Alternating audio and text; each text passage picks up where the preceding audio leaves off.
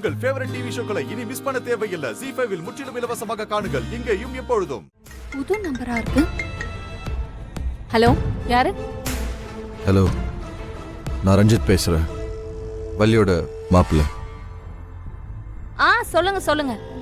ஒன்றும் இல்லை, எனக்கும் வள்ளிக்கும் நடக்கிற மேரேஜில் ஒரு சின்ன சேஞ்ச். ஐயோ, சின்ன சேஞ்சா? என்னங்க ஆச்சு? இல்லை சேஞ்சுன்னு சொன்னதும் நீ எதுவும் பயப்படாத. வள்ளிக்கும் எனக்கும் நாளைக்கு கல்யாணம் நடக்க போகுது. நாளைக்கே வா? என்னங்க சொல்றீங்க? எப்படி?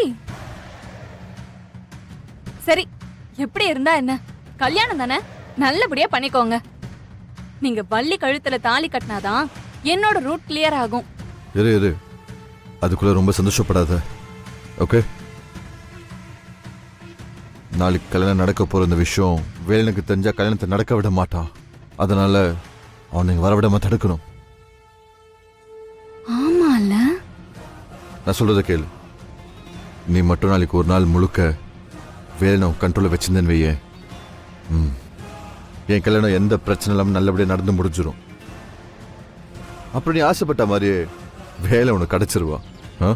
ஒரு நாள் முழுக்க அவர் எப்படி கண்ட்ரோல் பண்றது? ஏய், நல்லா யோசி, சீக்கிரம் ஒரு ஐடியா பண்ணி வேலை டைவர்ட் பண்ணு. எந்த காரணத்துக்காகவும் வேலனுக்கு இந்த விஷயம் தெரிஞ்சிடவே கூடாது. அவன் போன்ல இருந்து வண்டி வரைக்கும் எல்லாமே உன் கண்ட்ரோல்ல இருக்கணும்.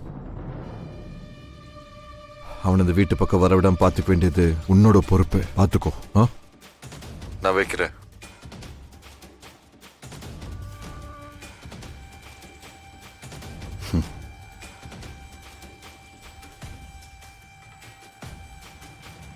எப்படி இவருக்கு இந்த விஷயம் தெரியாம பாத்துக்கிறது? எமோஷனலா ஏதாச்சும் சொன்னாதான் அவர் எங்கேயும் போகாம இருப்பாரு. என்ன பண்ணலாம்?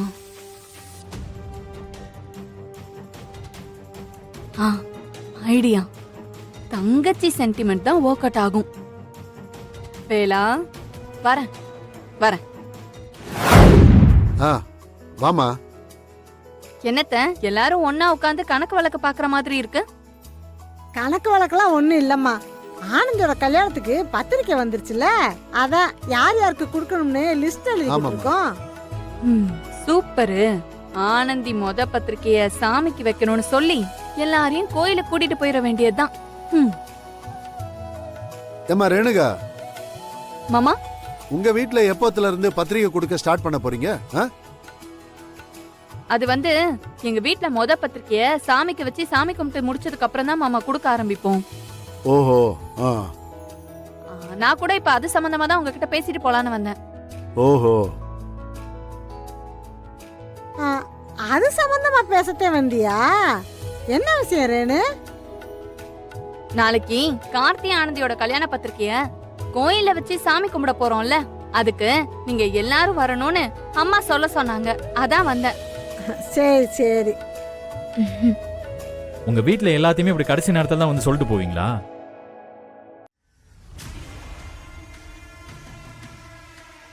ஏன் எங்களுக்கெல்லாம் வேற வேலை இருக்கா இல்லையான்னு கேட்க மாட்டீங்களா?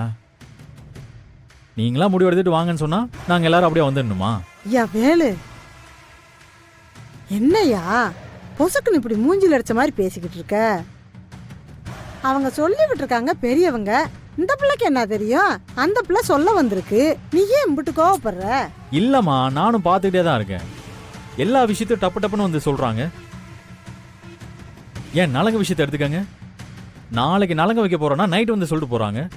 நாம எப்படிமா ரெடி ஆகுறது? ஏங்க, சாரிங்க.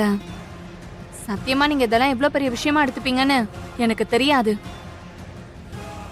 இப்ப என்ன, உங்களுக்கு டைம் வேணும் அவ்வளவுதானே? நான் போய் எங்க அம்மா கிட்ட பேசிக்கிறேன். நாளைக்கு அவங்களால வர முடியாதாமா? அவங்களுக்கு என்ன தேதி தோதுப்படுதோ அந்த தேதியை பார்த்து பத்திரிக்கையை வச்சு சாமி கும்பிடுறேன்னு சொல்லிடுறேன். போதுமா? ரேணு, என்னம்மா நீ? நாங்க எப்ப முடியாதுன்னு சொன்னோம்? அதுவும் பத்திரிக்கை வச்சு சாமி கும்பிட போறதுக்கு நாங்க முடியாதுன்னு சொல்லுவோமா? இல்லத்த, இப்ப இவர் தானே சங்கடப்படுறாரு. எனக்கு எங்க அம்மாவோட உங்க புள்ள தான் அத்தை முக்கியம். இவருக்கு ஒரு கஷ்டம்னா அது எனக்கும் தானே. ம். அதனால இனிமே எதுவா இருந்தாலும் இவர்கிட்ட கேட்டே முடிவு பண்ணுங்கன்னு நான் அம்மா கிட்ட சொல்ல போறேன். என்ன ஆனந்தி கல்யாண பத்திரிக்கைய மொத சாமிக்கு படைக்கணும்னு நினைச்சு அது தள்ளி போகும். அவ்வளவுதானே, அதெல்லாம் பாத்துக்கலாம், விடுங்க. ஐயா வேலு, நீ விளையாட்டுக்கு பேசுனியா உண்மையிலேயே கோபத்துல பேசுனியான்னு தெரியல. ஆனா பாரு, ரேணுகா மனசு சங்கட்டப்பட்டு பேசுற மாதிரி பேசுறா. இங்க பாரு வேலு, இது ஆனந்தியோட கல்யாண விஷயம். எடுத்தோம் கௌதம்லாம் நம்ம பேசக்கூடாது. கொஞ்சம் அனுசரிச்சு தான்யா போகணும். அம்மா நான் ஒன்றும் தப்பா சொல்லம்மா. எதுவா இருந்தாலும் கொஞ்சம் முன்னாடியே சொன்னா நாம ரெடியாக வசதியா இருக்கும்ல. இப்படி கடைசி நேரத்தில் சொன்னா எப்படின்னு தான் கேட்டேன். மற்றபடி இதில் எனக்கு ஒன்றும் எதிர்ப்பெல்லாம் ஒன்றும் இல்லை. நாளைக்கு பத்திரிக்கை படைக்கணும்னா படைச்சிடலாம். ஆனந்திக்கு ஒரு நல்லதுன்னா நான் ஏன் குறுக்க நிற்க போறேன்? ஆனந்தி கல்யாணம் நல்லபடியா நடக்கணும்னு தானே இவ்வளோ மெனக்கெட்டு இருக்கோம். அப்புறம் என்ன ரேணு? ஆ? அதான் என் புள்ள சொல்லிட்டியான்ல, நீ மதினிட்ட போய் நாளைக்கே வச்சுக்கலாம்னு போய் சொல்லு. சரிங்க அத்தை, நான் சொல்லிடுறேன். ம், ஏய் ம். ரேணு ஒரு நிமிஷம், இதை எழுதிக்கிட்டு வந்துடுறேன். ஆ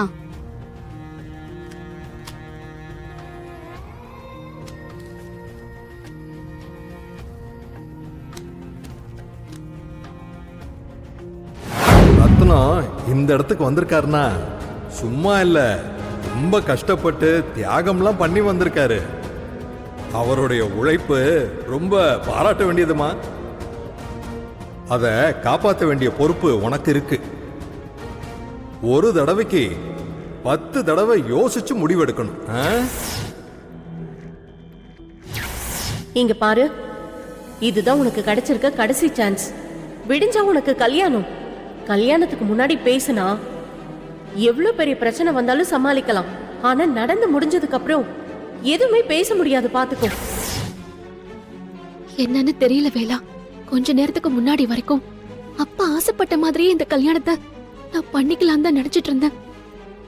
ஆனா திடீர்னு விடிஞ்சா கல்யாணம்னு சொன்னதும் எனக்கு ரொம்ப பதட்டமா இருக்கு. எதையோ தொலைக்கிற மாதிரி தோணுது. மனசெல்லாம் பாரமா இருக்கு. ச்சே, எந்த சம்பந்தமும் இல்லாம எதுக்கு இந்த காதல் வந்து தொலைச்சதுன்னு தெரியலையே. இந்த பாரத்தை சுமக்கவும் முடியாம உன்கிட்ட பேசவும் முடியாம நான் தவிச்சிட்டு இருக்கேன் வேலா.